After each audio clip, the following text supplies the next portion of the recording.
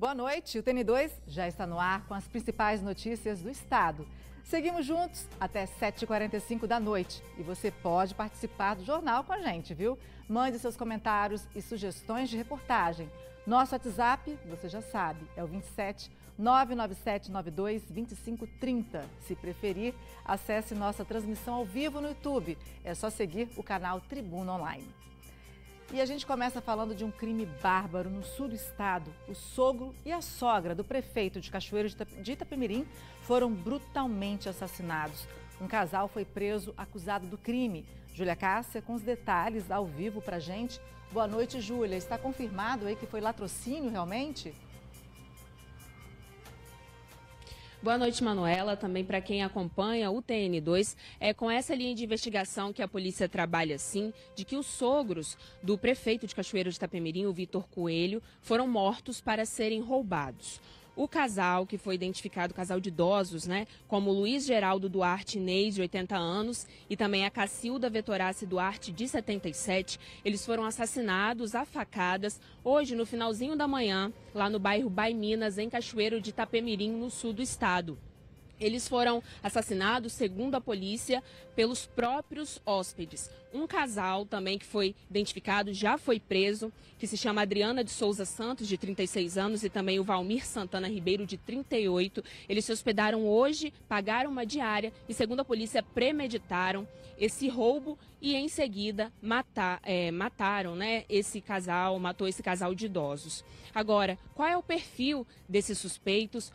O que motivou essa morte, além do roubo, e também mais detalhes desse caso bárbaro que aconteceu no sul do estado. Eu vou voltar para contar daqui a pouquinho, Manu. Tá bom, Júlia, combinado. Que tragédia, né? 77 anos e 80 anos o casal. Daqui a pouquinho a Júlia de volta com mais detalhes desse caso. E o TN2 faz um alerta aos pais. Saiu hoje o resultado de uma pesquisa sobre o uso de drogas pelos adolescentes do ensino médio no Espírito Santo.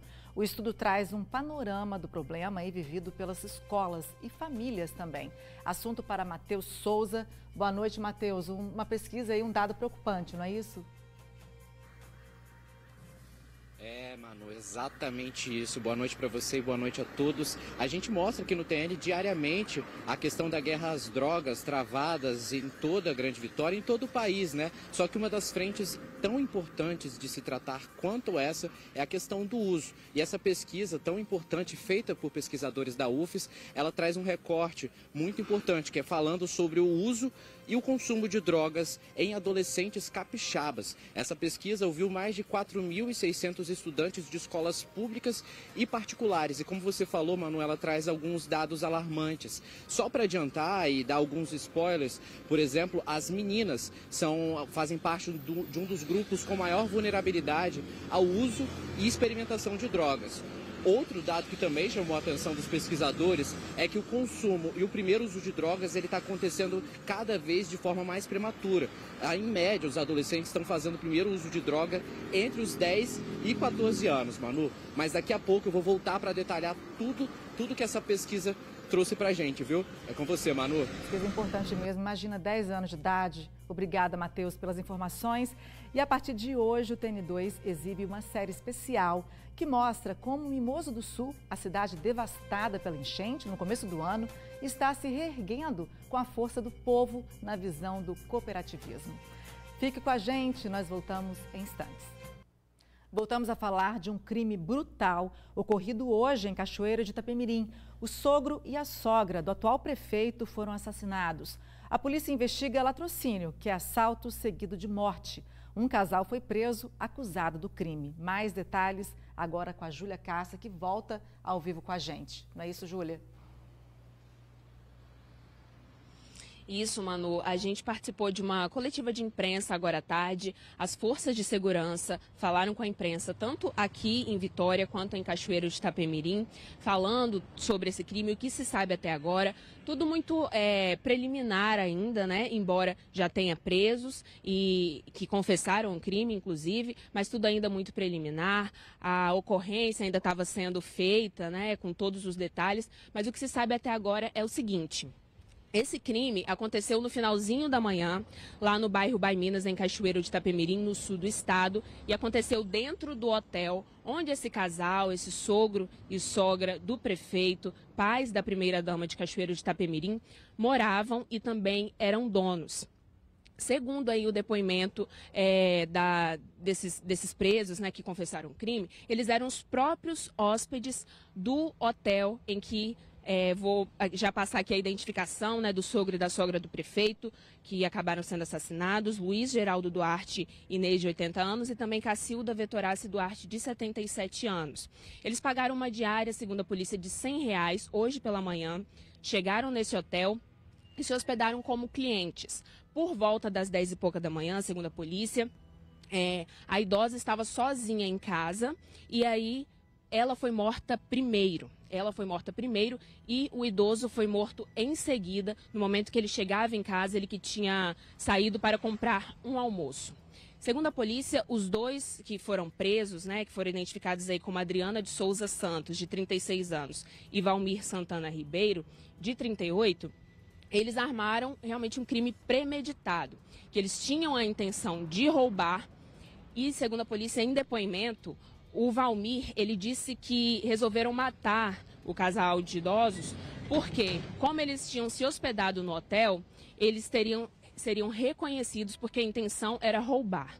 Então, eles seriam reconhecidos, decidiram matar para que o casal não identificasse eles na polícia. Eles fugiram do local depois de cometer esse assassinato com o carro do casal e também com alguns objetos roubados. A polícia ainda está fazendo todo esse levantamento, mas tinha aí pelo menos 2 televisões dentro do carro e seguiram aí pelas ruas de Cachoeiro. A Guarda Municipal já tinha sido acionada no local do crime, a Polícia Militar também estava no local e eles foram então em busca desse casal, em busca desses suspeitos do crime. A gente tem informação de que eles estavam, o motorista, né, o Valmir, ele enfrentou aí uma dificuldade para poder dirigir o carro, não soube manusear o carro, dirigir, então ele atrapalhou ali um pouco o fluxo do trânsito, quando essa situação chamou a atenção da Guarda Municipal, e a Guarda então parou, encontrou esse homem sem camisa, descalço, com o pé sujo de sangue, então o interrogou e aí descobriu então, ele já colocou as mãos para cima, descobriu então que se tratava dos suspeitos de cometerem esse assassinato. Em depoimento, esse homem confessou que eles mataram os idosos, queriam roubar, porque eles queriam voltar para o estado de origem de um dos suspeitos, que ele é lá do Rio de Janeiro, de Campos de Goytacazes. Segundo eles, o fruto, né, o destino desse furto, desse roubo, ia ser para isso. Agora, é interessante que esse rapaz ele tem passagens pela polícia, ele já teve aí tentativa de homicídio, já foi condenado por vários crimes aí contra o patrimônio e em maio ele cometeu um novo furto, mas ele foi solto na audiência de custódia. Segundo a polícia também, ele já era suspeito de cometer vários roubos ali na região de Cachoeiro. Além do casal, essa dupla aí de suspeitos também matou 2 cachorros desse casal de idosos, só que não foi a facadas, né? A polícia a perícia está analisando, possivelmente foi a pauladas e também por envenenamento está sendo analisado. Então, assim, agora eles podem responder por um crime hediondo, que é o de latrocínio, que está sendo investigado essa linha aí, com agravantes, né, também por crime ambiental, por causa da morte dos cachorros, um crime aí que pode chegar até 30 anos de prisão.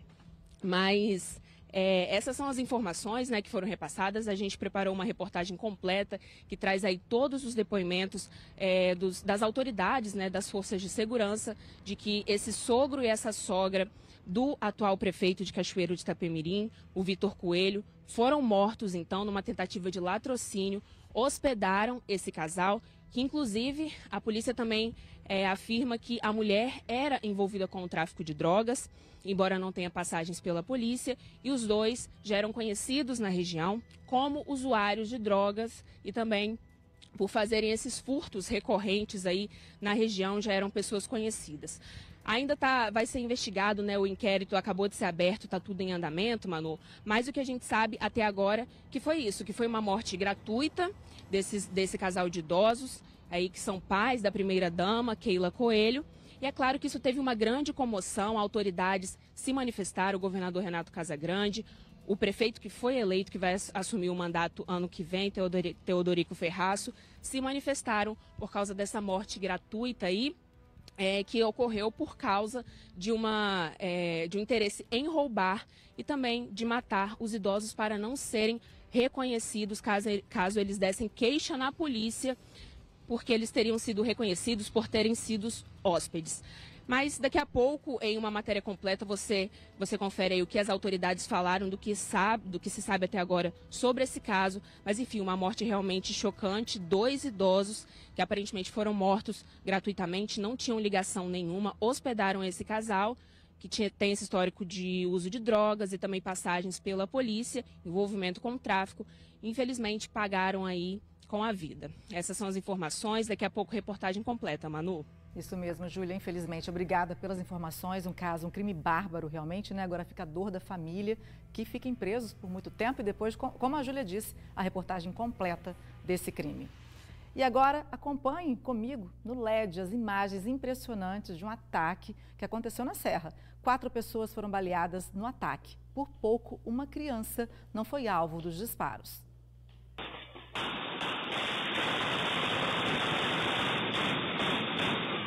Foi no bairro das Laranjeiras, na Serra, numa rua conhecida pela disputa do tráfico. Repare que uma criança de cerca de 1 ano é retirada da rua segundo antes do ataque acontecer. Até parece que a mulher sabia do que estava por vir. Lá no alto do vídeo, 3 homens saem de um carro preto. Um deles, o do meio, ainda prepara a pistola antes de atirar.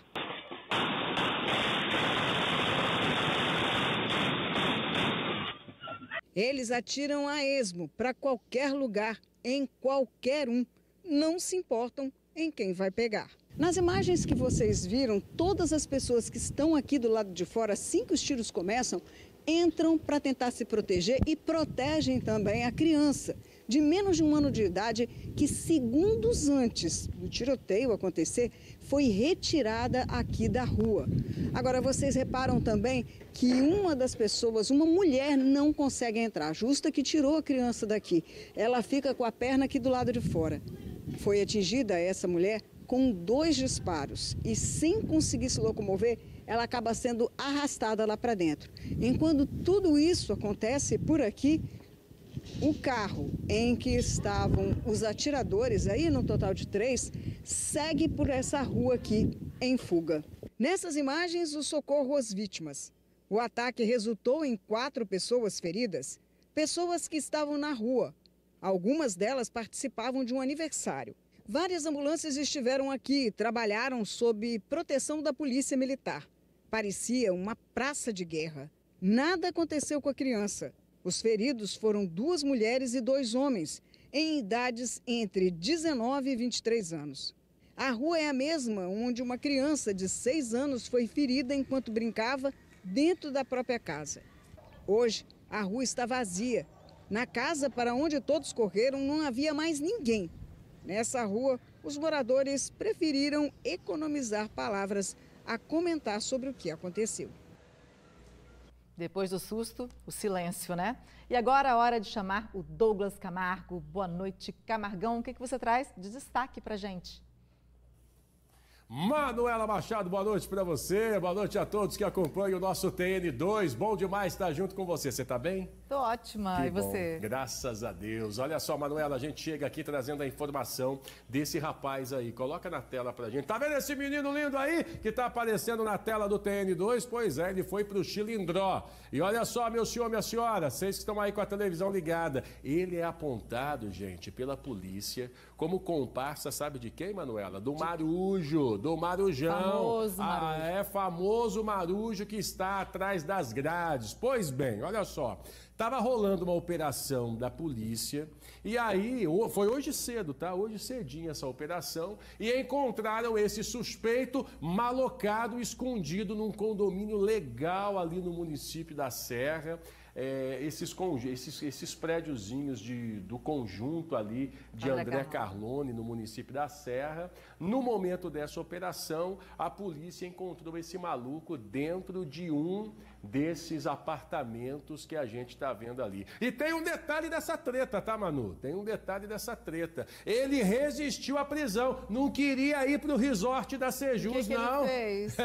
Sabe o que ele fez? Ele meteu a dentada, pegou a dentadura dele e mordeu um dedo de um policial que estava nessa operação. Inacreditável, né? Vamos ver a reportagem que a nossa equipe preparou na tela do TN2, vai. Foi em um desses apartamentos em André Carlone, Serra, que o braço direito do traficante Fernando Moraes Pimento, Marujo, foi preso. Felipe Dias, do Espírito Santo, 21 anos, conhecido como B2, foi pego hoje de manhã numa operação organizada pelo Centro Integrado de Análise Telemática, o CIAT, a DHPP e a CORE. Apesar de morar no bairro Bonfim, em Vitória, estava escondido aqui. Felipe, o B2, se sentia seguro aqui em André Carlone por fazer parte da facção que ele integra lá no bairro da Penha.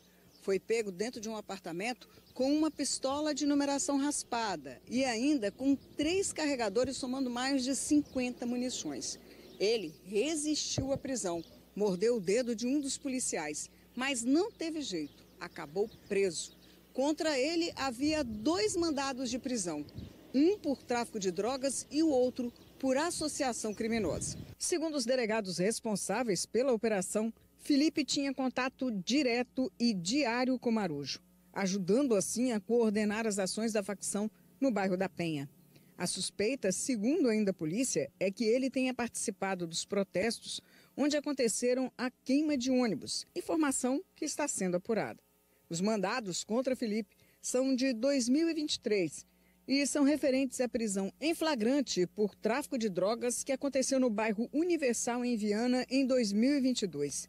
Dos 3 envolvidos, só ele, que está com prisão preventiva decretada, ainda não tinha sido pego.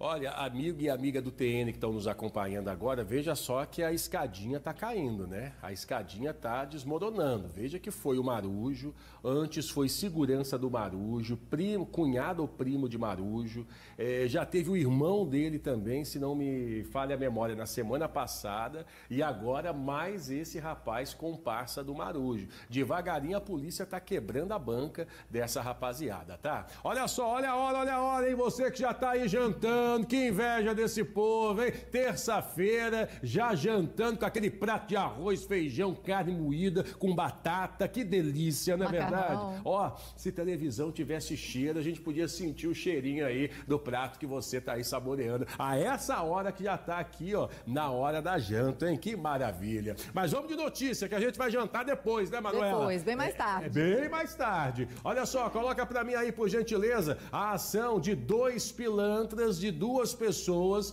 dentro de uma farmácia lá em Guarapari. Por sinal, Manuela e amigos de casa, quem é dono de farmácia tá assustado, viu? Tá assustado com a onda de furtos e assaltos em farmácias aqui no Espírito Santo. Por isso que tem farmácia que tem armário com chave. Verdade. Os produtos mais caros, né? Protetor solar, tem uns perfumes, umas coisas mais caras, tudo na chave. Foi bom, justamente por isso. Foi bom você ter tocado nesse assunto, porque essa quadrilha, essa rapaziada, essa dupla que a gente está vendo ali, que é uma mulher e uma outra pessoa, eles são suspeitos de terem levado pouco mais de R$6 mil em produtos dermatológicos. Isso, produtos dermatológicos da mesma rede de farmácias. Eles agiram em Colatina, agiram em Aracruz, teriam agido em Linhares também, e essa imagem seria de uma farmácia lá em Guarapari. Mas a gente vai acompanhar a reportagem agora para você de casa entender direitinho. Na tela. No vídeo monitoramento, os 2 suspeitos aparecem nos fundos da loja. Perceba que a mulher pega alguns produtos da prateleira e coloca na bolsa que está com a outra pessoa. Depois de furtar vários produtos, a dupla vai embora.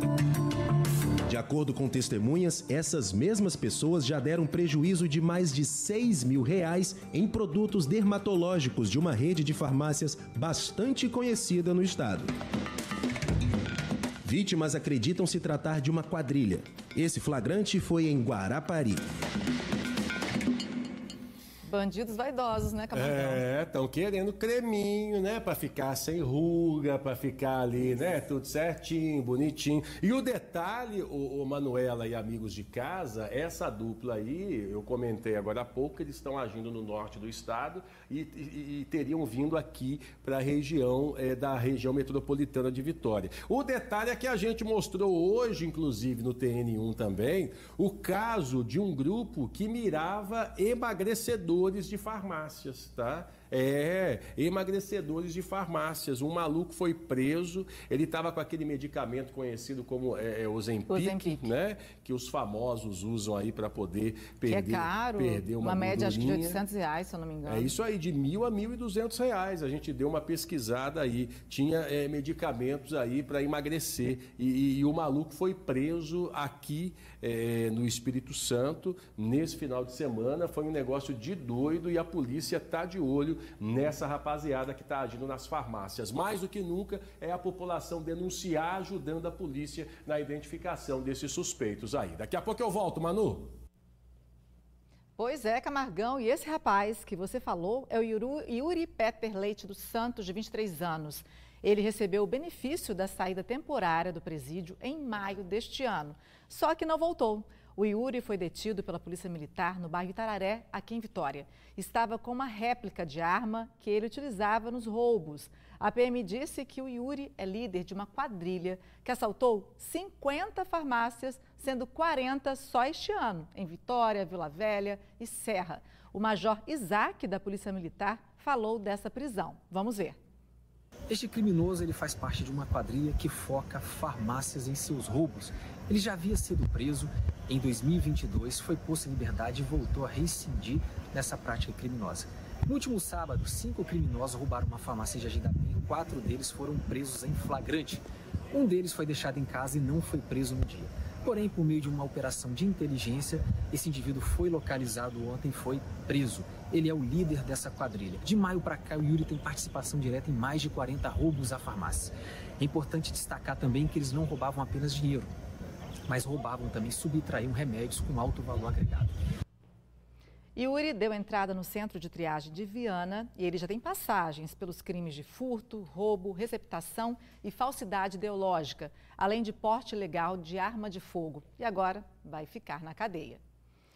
Um raio-x do uso de drogas entre adolescentes no ensino médio do estado. Foram 2 anos de pesquisa em 63 escolas dos 7 municípios da região metropolitana.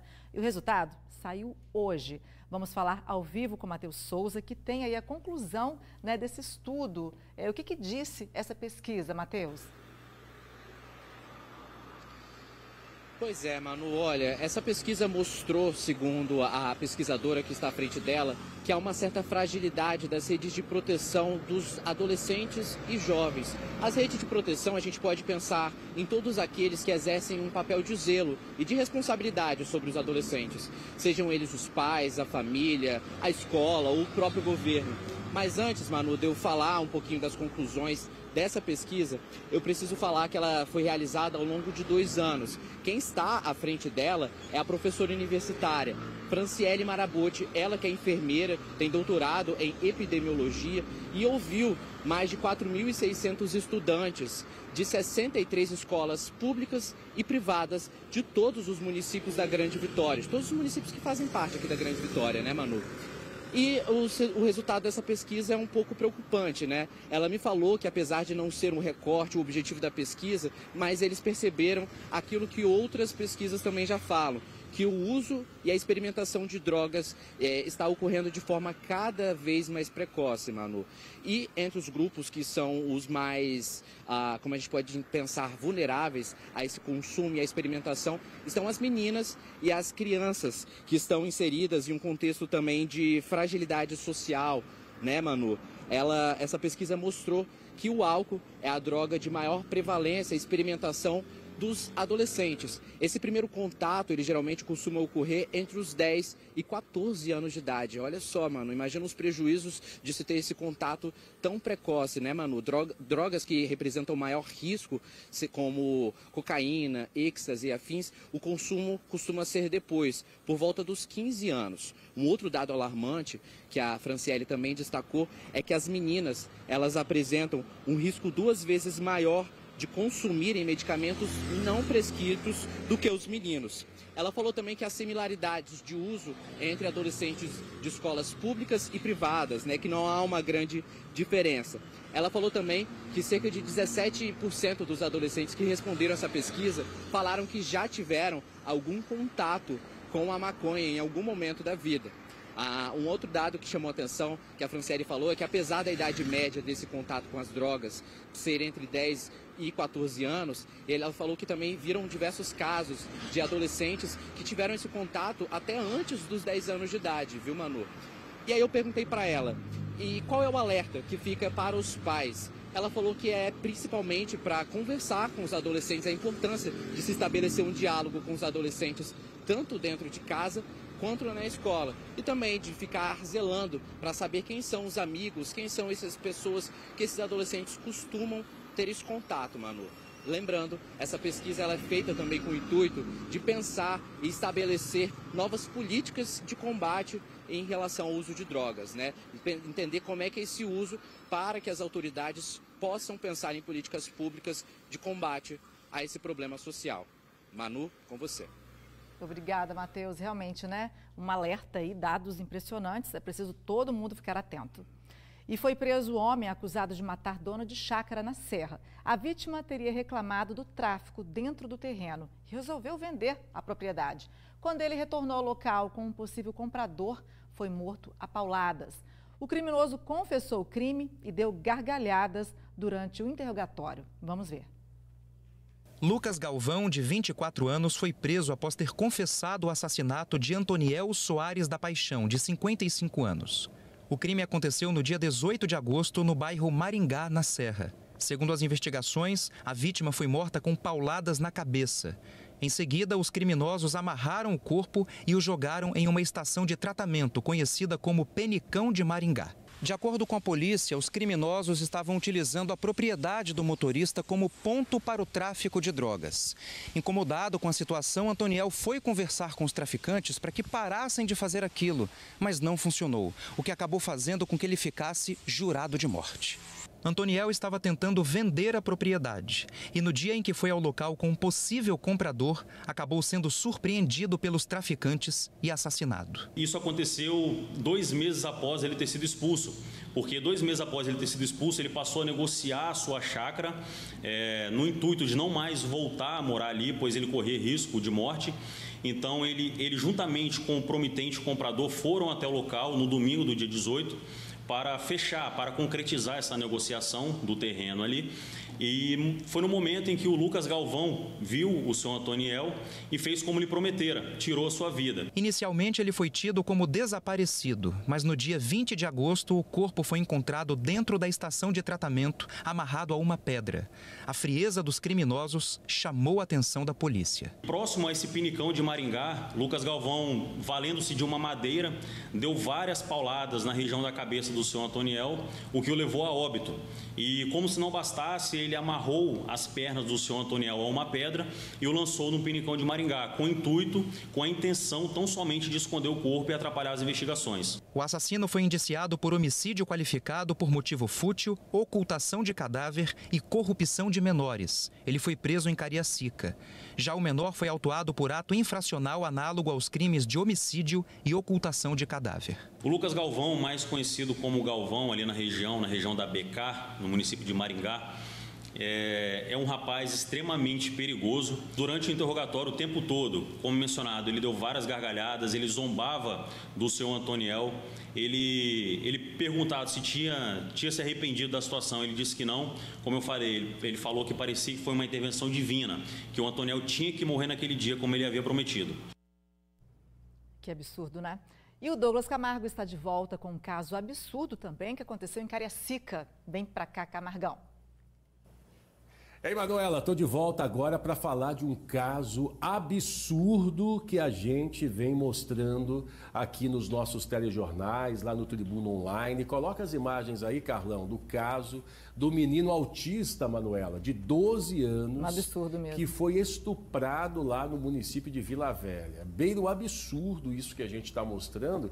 E mais absurdo ainda é quem fez isso com esse menino, com esse adolescente. O suspeito de ter cometido esse crime é um pedreiro que trabalhava para a família do garoto. Dá para acreditar? É o que a gente sempre fala e a polícia alerta, né? São pessoas, infelizmente, que normalmente estão perto da família, ou são da família, ou não fazem, ou não têm algum parentesco e acaba tendo a confiança da família para deixar essa criança perto, para deixar essa criança sob os cuidados. E esse cara agora foi preso. Esse cara está em cana, está no chilindró, está no sofrimento por conta da maldade que ele teria feito com esse menino. Pô, um menino autista, pô, que precisa de carinho, de atenção, de cuidados especiais. O cara é suspeito de ter se aproveitado da ingenuidade desse menino para poder cometer esse crime. Vamos ver a reportagem na tela do TN.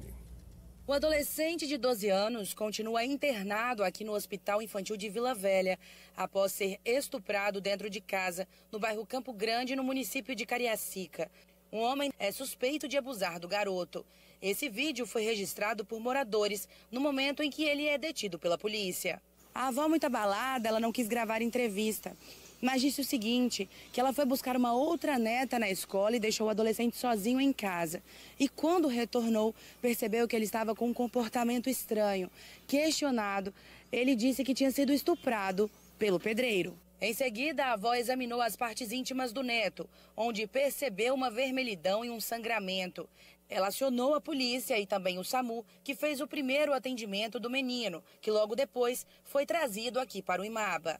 Os policiais voltaram na casa. Ele informou aos PMs que o adolescente entrou no imóvel e ele pediu para que ele saísse. Depois, o pedreiro explicou que foi até um supermercado e não saiu mais até a chegada da polícia. Ele ainda afirmou que manteve 2 vezes relação com a avó do adolescente. Na manhã desta terça-feira, o homem estava fazendo o exame de corpo de delito no Departamento Médico Legal em Vitória. O caso está sendo investigado. Eu vou falar o quê, Manuela? Eu vou falar o quê de um maluco, de um doido desse, que além de abusar sexualmente de um menino autista de 12 anos, ainda teve relações com a avó do menino. Vê se pode um negócio desse, gente. Pelo amor de Deus. Preso por muitos e muitos anos. A impressão que a gente tem é que a gente não pode confiar em ninguém, porque quando não é uma pessoa, um suspeito da própria família, é alguém que você tenta acreditar, alguém que você tenta confiar que faz uma maldade dessa, bicho. É claro que a polícia está apurando, a polícia está investigando o caso desse menino autista e vai investigar agora o caso da avó do garoto também. Que é inadmissível a gente ver uma maldade dessa e uma maldade sem tamanho que esse cara cometeu. O pedreiro da família trabalhava na casa da família e se aproveitou desse menino de 12 anos e da avó também. Manuela, inacreditável, tá? Ó, qualquer coisa você me chama que eu tô aqui no cantinho, tá, Manu? Até já. Inacreditável. Até amanhã, Camargão. E teve operação de combate à fraude contra a administração pública na Grande Vitória. 7 mandados de busca e apreensão foram cumpridos na capital e também na Serra. Em Vitória, a ação aconteceu na Praia do Suá. Já na Serra, os mandados foram cumpridos em Chácara Parreiral, Eldorado, Planície da Serra e Porto Novo. Foram apreendidos aparelhos celulares e diversos documentos. De acordo com a polícia, a operação tem o objetivo de desarticular uma quadrilha que produz documentos falsos, como laudos psiquiátricos, certificados de cursos, diplomas de graduação, exames laboratoriais e toxicológicos adulterados. Documentos que são apresentados em processos seletivos para contratação de servidores, recadastramento de taxistas e licenças para tratamento de saúde. De acordo com as investigações, os documentos falsos eram vendidos por até R$ 2.500. A primeira fase da operação aconteceu em outubro do ano passado. Intervalo rapidinho, na volta você vai ver o primeiro episódio da série A Margem do Recomeço. É a união que faz a diferença na reconstrução de Mimoso do Sul. A gente já volta. Um crime brutal chocou o Cachoeiro de Itapemirim, no sul do estado. O sogro e a sogra do atual prefeito foram assassinados a facadas durante um assalto ao hotel deles. Um casal foi preso acusado do crime.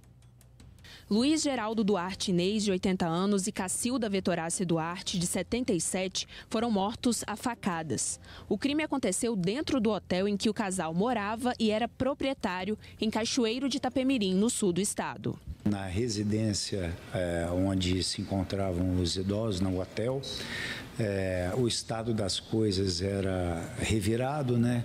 Muito provavelmente por conta da busca de pertences e por conta eventualmente de alguma ação violenta que os suspeitos desenvolveram junto às vítimas. A princípio, o que se verificou no local é que a senhora teria sido vítima primeiro, né, e posteriormente o esposo. E a princípio, pelo que a equipe me reportou, não teve uma reação por conta das vítimas, não. Adriana de Souza Santos, de 36 anos, e Valmir Santana Ribeiro, de 38, foram presos logo após o crime. Segundo o secretário de Segurança Pública, o motorista teve dificuldade de dirigir o carro roubado e foi parado pela Guarda Municipal. O indivíduo, quando ele estava conduzindo o veículo que ele também levou nesse roubo, ele não sabia dirigir corretamente o veículo, então o veículo foi falhando no meio do caminho até o momento que ele parou e aí isso gerou um problema no trânsito. Em algum momento, pouco depois, a Guarda Municipal se aproximou para ver o que estava acontecendo com aquele veículo e, rapidamente, o indivíduo que estava sem camisa, descalço, já levantou as mãos no momento da abordagem. Isso já chamou a atenção da Guarda Municipal. O veículo era roubado, né? Dentro do veículo tinham vários objetos que foram subtraídos do casal. Então, a partir daí, então, a investigação já começou com as forças de segurança acionadas até a gente, então, culminar com a prisão dos dois indivíduos. As informações oficiais dão conta de que o casal se hospedou pela manhã no hotel. Horas depois, os idosos foram assassinados e objetos roubados pelos hóspedes. 2 cachorros do casal também foram mortos e a perícia vai analisar se foi a pauladas ou por envenenamento. Valmir já tem passagens por crime contra o patrimônio e já tinha sido condenado por furto qualificado. Já a Adriana não tem antecedentes criminais, mas as investigações apontam que a dupla convive com o vício em drogas. As vítimas eram pais da primeira-dama Keila Coelho, esposa do atual prefeito de Cachoeiro de Itapemirim, Vitor Coelho. O secretário de Segurança Pública descartou que o crime tenha qualquer motivação política. A princípio, a gente não tem essa linha de investigação. Hoje os dados iniciais coletados sugerem de forma muito clara um latrocínio. Ou seja, eles tentaram, planejaram um roubo, né, naquele estabelecimento e, por algum motivo, em algum momento, eles resolveram também, para assegurar que eles saíssem dali livremente com esses bens roubados, eles resolveram matar o casal dessa forma brutal. Então, esse é o indicativo que nós temos até o momento. Pelas redes sociais, o governador Renato Casagrande confirmou a prisão dos suspeitos e prestou solidariedade à família. O prefeito eleito em Cachoeiro de Itapemirim, Teodorico Ferraço, também lamentou as mortes. Quero apresentar o meu sentimento e a minha solidariedade à Keila, esposa do nosso prefeito Vitor Coelho, pela perda irreparável dos pais da Keila, o senhor Luiz e dona Cacilda, vítimas de bárbaro assassinato. Que Deus console o coração de toda a família. Isso nos mostra a perversidade, a banalidade, né? E o fato deles praticarem com esse requinte de crueldade. Então, foi um crime muito bárbaro mesmo, né? Agora, a ação foi muito rápida, isso foi importante, porque é um crime difícil de você prever, de você prevenir, e a prevenção, então, vem através da prisão. Então, a prevenção é a prisão, a prevenção é o oferecimento da denúncia depois e também o julgamento e serem condenados a uma pena máxima. Um crime bárbaro mesmo, e a gente se solidariza com os familiares das vítimas. E você acompanha todas essas atualizações desse crime brutal no portal Tribuna Online. No começo do ano, o sul do Espírito Santo foi devastado por uma forte tempestade. A tragédia afetou 13 cidades e deixou 20 mortes, sendo 18 só em Mimoso do Sul. O rio subiu 8 metros e arrastou tudo, um cenário desolador. Mas, pouco a pouco, o Mimoso do Sul está se erguendo. E, para isso, a união de todos tem sido fundamental. É o que você confere a partir de hoje na série A Margem do Recomeço.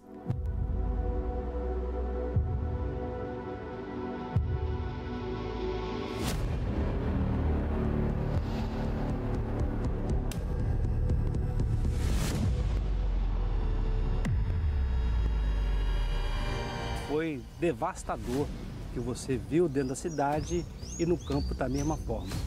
Eram as 3h pouco da manhã, eu falei, quando o segundo andar, levantei da cama e abri a janela. A hora que eu abri a janela, acabou o Mimoso. 7 meses se passaram desde que o rio Muqui do Sul transbordou.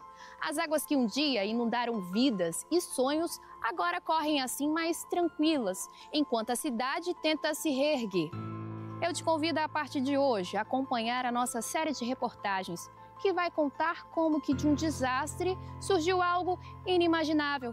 São as histórias de vidas que estão às margens do recomeço.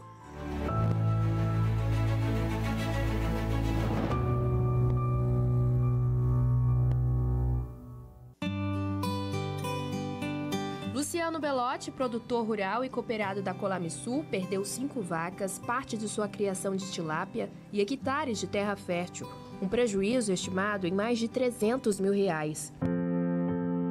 A piscicultura nossa foi toda devastada. Nós tínhamos matrizes de lábio de qualidade que veio do Rio Grande do Sul. Todas elas foram embora. A bovinocultura de leite nossa tem uma queda muito grande por causa de quê? 5 vacas nossas foram embora de água baixa, até hoje não se achou.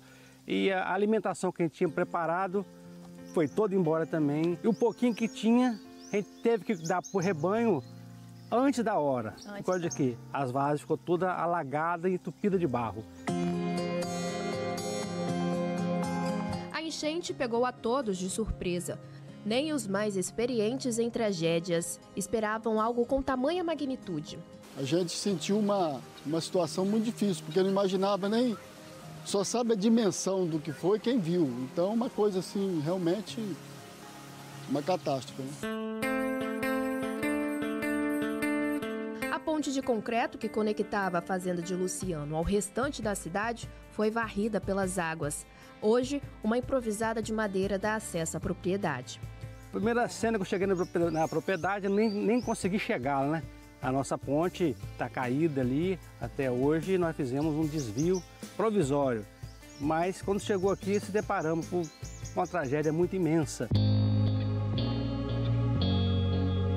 Aqui onde a nossa equipe hoje está caminhando, há 7 meses não era possível passar a pé, né, André? Nem de barco, nem de moto, nem de carro, nem de bicicleta, nada. Era água pura aqui. Foi neste cenário, inclusive, que a gente te conheceu, né? Como um herói anônimo. André foi um dos muitos que arriscaram a vida para salvar outras. Em um dia que o pior do ser humano foi confrontado e o melhor foi testado. Comecei a coordenar os barcos. Chegava, minha mãe mora no Funil, minha mãe mora na Rua da Serra, vai nesse barco aqui.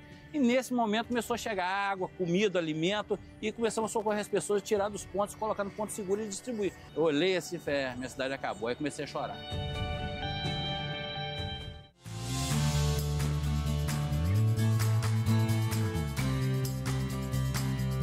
A recuperação de Mimoso do Sul persiste e insiste, já que aquela ferida do desastre cicatrizou com o surgimento de uma força inesperada que veio para ajudar a cidade. Você vê a ajuda das pessoas que estenderam a mão. Dentro da sede do município, principalmente também no meio rural nosso lá, a ajuda que veio de fora foi extremamente importante. Gente que você nunca viu na sua vida ajudando o município. Isso aí a gente que é, mais uma vez falando, que é homem, acha que é muito forte, né? Você virava as costas, chorava. De um misto de tristeza e alegria. Ver pessoas que você nunca viu na sua frente te ajudar, te oferecer alguma coisa, oferecer comida, oferecer água. que estava terrível no nosso município. Na sede do município, os supermercados lá não encheram um pouquinho d'água não, perderam-se tudo, até o telhado. Aí como é que faz? Se não fosse a ajuda dessas pessoas, de modo geral, a gente estava bem pior. A Colamisul, a cooperativa de laticínios da cidade, da qual Miguel e Luciano fazem parte, foi fundamental neste recomeço. Além de apoio financeiro e logístico, o cooperativismo mostrou sua força ao unir produtores em um desastre que veio para todos. Juntos conseguiram acesso à linha de crédito e suporte técnico para voltar a plantar, produzir e reerguer suas propriedades. A natureza ensina pra gente, a gente vai aprender. Você vê uma formiguinha pequenininha, ela é insignificante. Pisa num formigueiro para você ver o que acontece com você. A força é grande, aí o cooperativismo se torna grande, se torna muito importante. A gente vê que é muito importante a cooperativa, a união do produtor rural para poder crescer e dar alguma produção melhor. Cooperativismo, o que a gente sabe, continuar em comunidade, construir forças para a gente vencer, né? Que só assim eu acho que o produtor consegue chegar perto do ideal, né? Porque o produtor sempre tem as intempéries, como diz, de uma coisa ou outra, a gente vai vencendo tudo. Então isso é importante, o cooperativismo, a cooperativa, tudo unidos para chegar lá, né?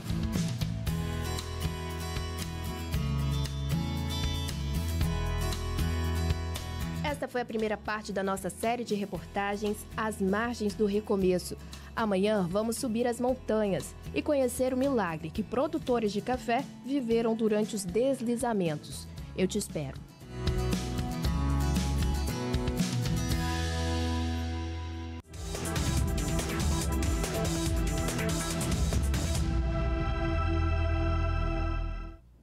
A gente fala agora das movimentações para o segundo turno nas eleições na Serra. Assunto para Eduardo Maia, colunista de política da Rede Tribuna. Boa noite, Manu. Boa noite para todo mundo que acompanha o TN2. O primeiro turno da eleição acabou, mas na Serra a gente vai ter o segundo turno. Foi inclusive uma das eleições mais surpreendentes do Espírito Santo, se não a mais surpreendente, quando o candidato Everson Meirelles do PDT ficou em primeiro lugar, seguido do deputado estadual Pablo Muribeca dos Republicanos. Aldifas Barcelos do PP acabou ficando em terceiro, surpreendendo muita gente, já que as últimas pesquisas colocavam ele como líder de votos no município serrano. Agora a novidade é que o Partido Novo e o PT declararam apoio a candidatos. O Novo vai ficar do lado de Pablo Muribeca, enquanto o PT, que é um partido mais à esquerda, vai ficar ao lado de Everson Meirelles, do PDT, que também é um partido à esquerda. Aldifas Barcelos vai conceder amanhã uma coletiva de imprensa, na qual ele vai falar a sua posição no segundo turno, se vai apoiar o Everson Meirelles ou Pablo Muribeca. Há quem diga até que Aldifas Barcelos pode ficar neutro e não apoiar nenhum candidato. Isso a gente vai descobrir amanhã. É com você, Manu. Obrigada, Eduardo. E todos os detalhes dessa movimentação você acompanha aqui no TN2 e também na coluna Plenário no portal Tribuna Online. E bora falar de saúde? Nós vamos conhecer agora a dona Regina. Ela tinha uma sensação nos olhos que parecia que eles estavam com areia o tempo todo. Depois de um diagnóstico, a costureira descobriu que tinha pressão alta do olho. Você já ouviu falar? É o glaucoma e é preciso ficar atento aos primeiros sintomas, porque o que foi perdido na visão não volta mais. A boa notícia é que é possível estabilizar a doença. Vamos ver. Era como se os olhos estivessem sempre cheios de areia, sabe? A sensação era horrível. Dona Regina procurou muitos médicos, mas ninguém sabia dizer o que era. Eu usava soro fisiológico para lavar. O dia inteiro eu lavava com soro. Não resolvia. E aí médico, não descobria. Até que em 2006, 18 anos atrás, Dona Regina finalmente descobriu que tinha glaucoma. E a notícia assustou bastante. Eu fiquei muito triste, chorei pra caramba lá com o médico quando falou, né? E ele falou assim, já afetou o seu lado direito, não tem volta. Aí eu falei, poxa, doutor, eu sou costureira, como é que eu vou costurar? O glaucoma afetou mais a visão do olho direito, causando uma perda de 60% da visão. Quando ela descobriu isso, não tinha mais volta. O que Regina conseguiu com o tratamento foi estabilizar a perda, quer dizer, ela não perde mais do que já perdeu. Ela sempre fez muitos exames. Nessa imagem, por exemplo, só para você entender, onde está escuro é onde ela não enxerga. Uma coisa que incomoda bastante também é a claridade. Dona Regina pinga colírio de manhã e à noite. É o tratamento que tem dado certo. Cerca de 35 milhões de pessoas aqui no Brasil têm alguma dificuldade para enxergar. Dessas, pelo menos 900 mil têm glaucoma. E o glaucoma é uma doença que se manifesta geralmente a partir dos 40 anos de idade. Existem glaucomas de vários tipos. O mais comum é o glaucoma primário de ângulo aberto. A pressão do olho aumenta e acaba machucando o nervo óptico. Daí a pessoa começa a perder a visão periférica. A grande maioria não sente isso. Essa doença é silenciosa. Por isso, o diagnóstico logo no início é fundamental. Glaucoma é conhecido como a doença da pressão alta do olho. Então, quando você tem uma pressão alta no olho, essa pressão faz uma lesão, machuca o nervo óptico, o nervo do olho, e isso pode levar à perda da visão. Na grande maioria dos casos, a pessoa não sente absolutamente nada.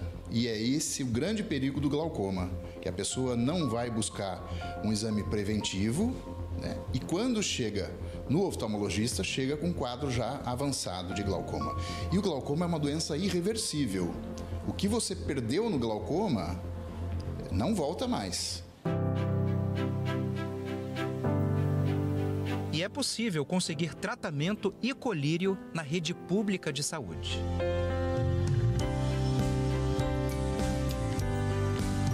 O paciente que tem glaucoma, ele precisa procurar a unidade de saúde do seu bairro, do seu município, e ele vai ser encaminhado para um serviço de oftalmologia. No serviço de oftalmologia, vai fazer o tratamento e o acompanhamento.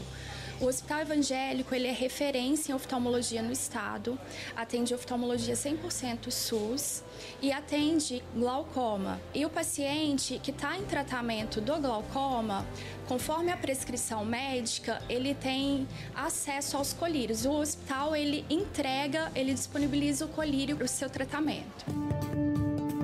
Enquanto isso, Dona Regina vai dando sequência ao tratamento dela, algo que ela jamais pode pensar em parar. Glaucoma tem que ter um repouso, né, na vista. Até hoje eu faço isso. Eu faço compressa de água gelada, pego o sol da manhã na vista. Deu certo, até hoje deu certo.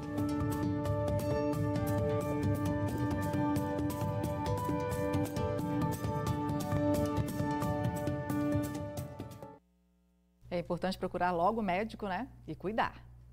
E atenção, moradores de Cariacica, o Senai está com 32 vagas abertas em cursos de qualificação profissional e de graça para as áreas de marcenaria e montagem de móveis. Júlia Cássia é quem traz os detalhes para a gente. Vocês estão pensando que a gente está numa sala de aula comum? Não estamos não, viu? A gente está na unidade móvel do Senai, onde vão acontecer aqui as aulas dos cursos de marcenaria e também de montagem de móveis. É uma sala móvel, né, que vai desembarcar lá no Shopping Mochuara, em Cariacica. Já estou aqui com o professor Lucas Costa. Lucas, o que na teoria, os alunos vão aprender aqui nos cursos de marcenaria e montagem de móveis? Na teoria, os alunos aprendem todo o embasamento, né, da parte de materiais, tipo de ferragens, acessórios, para o processo de fabricação e também para o processo de montagem de móveis. Assim como todo o maquinário que ele vai utilizar para poder estar fazendo todo esse processamento. Seja um processamento com madeira, né, com um artefato de madeira, seja também um processamento para atuar na parte de imóveis sob medida, né? Isso falando do curso de marceneiro. Na parte de montagem de imóveis, o aluno vai também aprender todo esse embasamento teórico, mas vai ser mais direcionado à parte de montagem e instalação de móveis, né? Então, como você pode ver, aqui nós temos todo o amparado, onde o aluno vai não só na parte teórica, mas também na parte prática, ele ter um entendimento sobre cada item, seja matéria-prima, seja acessórios, dispositivos de fixação, ferragens, né, para poder ele sair preparado para o mercado de trabalho e assim atuando não só na indústria, mas também atuando de forma autônoma. São 2 cursos, né? Vão acontecer de tarde, de noite. Fala um pouquinho da duração, quando que eles vão acontecer. Então, o curso de marceneiro acontece no período vespertino, né, o período da tarde, tendo uma carga horária de 220 horas, que dá quase 3 meses de curso. E o curso de montagem e instalação de móveis, ele tem uma carga horária de 160 horas no período de 2 meses. Perfeito, então, gente. Inscrições até sexta-feira. Corre, né, para não perder, pelo site senaies.com.br e as aulas já começam na segunda-feira, lá no Shopping Mochuara, em Cariacica. Essa carreta que está aqui na Serra, né, na unidade do Senai, vai desembarcar lá, tá? Então, senaies.com.br, corre e se inscreva para os 2 cursos de marcenaria e também montagem de móveis. Isso aí, obrigada, Júlia. E você que não conseguiu completar o ensino médio, já pensou em voltar a estudar? O SESI abriu 300 vagas para educação de jovens e adultos. A nova EJA será semipresencial e profissionalizante. Imagina como deve ser voltar para a sala de aula depois de mais de 30 anos. Essa é a realidade da Josanete hoje. Sempre sonhava, o próximo ano eu vou e nada, né? Com o passar do tempo foi passando, eu me acomodei. Eu tive minhas filhas estudando, incentivando e, né, graças a Deus, com a Beatriz aqui no SESI, ela me deu aquele ânimo, né? Que ela viu um cartazinho, ela falou, mãe, é a sua hora, é agora, né? Minhas filhas formando e eu para trás, não. Falei, agora é o momento, né? Mas ela não está sozinha nessa. Hoje, quem antes era incentivada e ensinada por ela é quem ajuda a mãe a não desistir desse sonho. Nossa, quando eu vi até no story, né, do SESI de Jardim da Penha e eu falei, meu Deus, essa é a chance da minha mãe realizar o sonho dela. Tanto que a minha vontade de fazer pedagogia foi pela minha mãe. Ela foi a minha maior inspiração, porque ela já teve a minha idade, ela já teve sonhos, assim como todos nós temos, ela já teve. Então, quando eu falei, é a chance da minha mãe realizar o sonho dela e essa inspiração que ela me deu vai, enfim, realizar. E eu já imaginei ela se formando e toda aquela emoção. Então, quando eu vi, a primeira pessoa que eu pensei foi a minha mãe. A nova EJA profissionalizante, ela vem justamente ao encontro do que o mercado, que a indústria precisa, né? Pessoas com a escolarização e já com a qualificação profissional. Basta se inscrever, é por ordem de chegada, e o pré-requisito tem que ter no mínimo 18 anos e ter concluído o ensino fundamental. Muitos têm o sonho de concluir o ensino médio, não tiveram condições de concluir e agora é uma grande oportunidade de concluir em apenas 18 meses. E é com o apoio e orgulho de toda a família que hoje a Josanete fala orgulhosa de si mesma e dos novos sonhos, porque com certeza ela não vai parar por aqui. Meu sonho sempre foi ser professora, né? Como minhas filhas sempre falam, mãe, você tem que continuar, não pode parar. Sonho que é vivido juntos, sem sombra de dúvidas, se torna cada vez maior. É imensurável, assim, a gente vê ela nessa alegria, nessa disposição, né? Minha filha ajudando, a gente também tentando ajudar quanto esposo, né? Então, assim, era um sonho dela, passou a ser o nosso sonho e a gente está vivendo juntos, né, esse momento tão especial em família. Com a certeza que nunca é tarde para recomeçar, você mesmo, tá esperando o quê para agarrar uma nova oportunidade? É isso, hein? As inscrições estão abertas em 6 unidades do SESI: Vitória, Vila Velha, Serra, Aracruz, Cachoeiro de Itapemirim e Colatina. Os interessados podem se inscrever até o dia 31 de outubro. Mais informações no site que está aí na sua tela. E 2 cadelas, mãe e filha, estão fazendo sucesso numa loja de material de construção.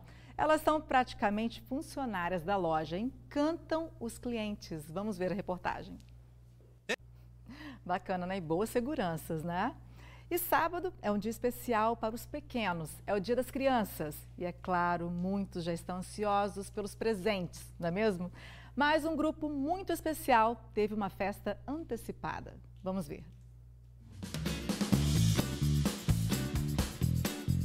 brinquedos, lanches, balões coloridos e personagens de desenho animado. Tudo que uma criança tem direito. Esse piquenique em comemoração ao Dia das Crianças aconteceu no Hospital Estadual Infantil de Vitória. Os participantes são pacientes que estão enfrentando doenças como câncer. É o caso da Débora, de 9 anos, que está há quase 2, tratando a leucemia. Graças a Deus, a Débora é muito forte e ela me passa essa força, né? Ela tem uma vontade enorme de viver. O hospital, para a gente, nesse momento, é nossa segunda família. Quando é terça-feira, que é o dia que os voluntários estão, Débora já vem mais animada. Ela fala, as tias estão lá. A Eliane sai de Aracruz toda semana pelo mesmo motivo, tratar a leucemia do pequeno Brian, de 3 anos. Você está feliz com o presente, Brian? Hoje ele toma químio, né? Ele tomou já MTX. Aí é questão assim de 1 minutinho, 2 minutinhos, só questão mesmo de subir e tomar e ir para casa. Toda terça-feira ele já espera, né? Encontrar a tia Vera aqui, toda terça, então faz muita diferença.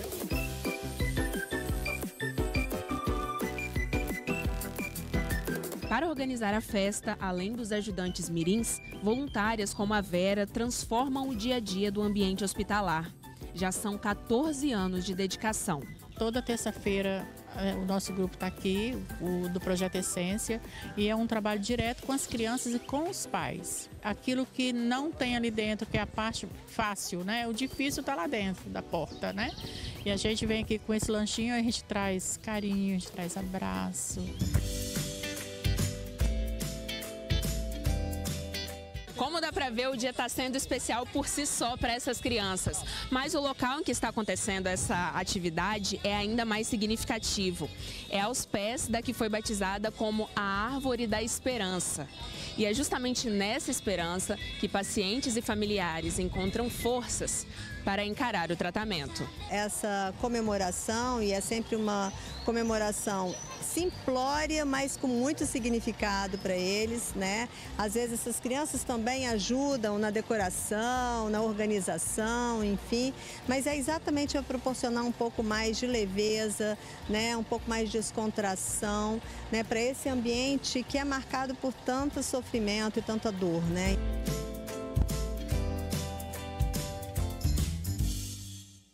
E a gente deseja uma boa recuperação para todos. E um dos principais símbolos turístico e religioso do Espírito Santo ganhou uma versão diferente.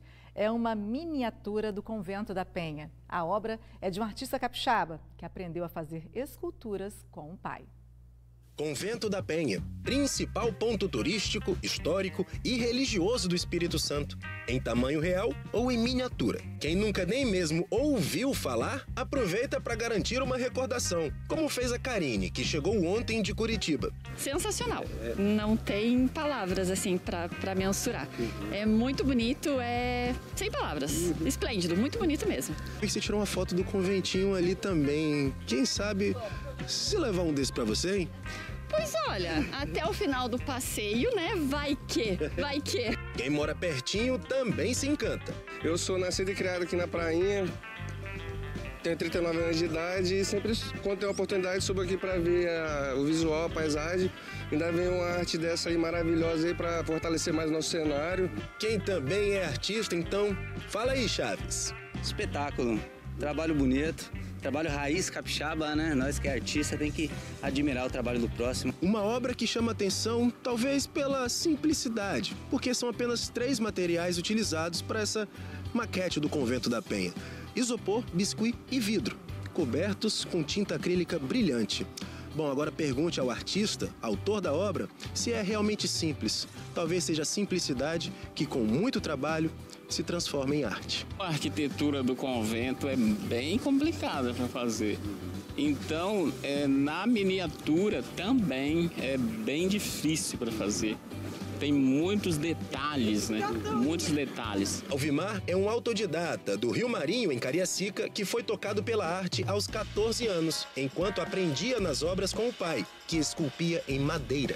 Hoje, aos 48 anos, vê na arte aquilo que a vida não alcança. Tem uma frase que eu gosto muito, que eu não sei quem é o autor, que fala que a arte existe porque a vida não basta. E é verdade, traduz tudo, né? Quem busca saber no poeta Ferreira Goulart tem um olhar que não se limita ao óbvio. Além do Convento da Penha, Alvimar enxerga a arte também no cotidiano, no transitar pela cidade.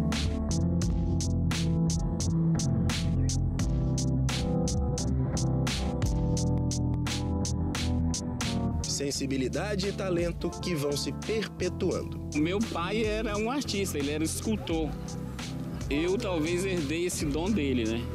Então, quem sabe, né? As gerações futuras que vêm por aí, quem sabe siga também, né, esse caminho.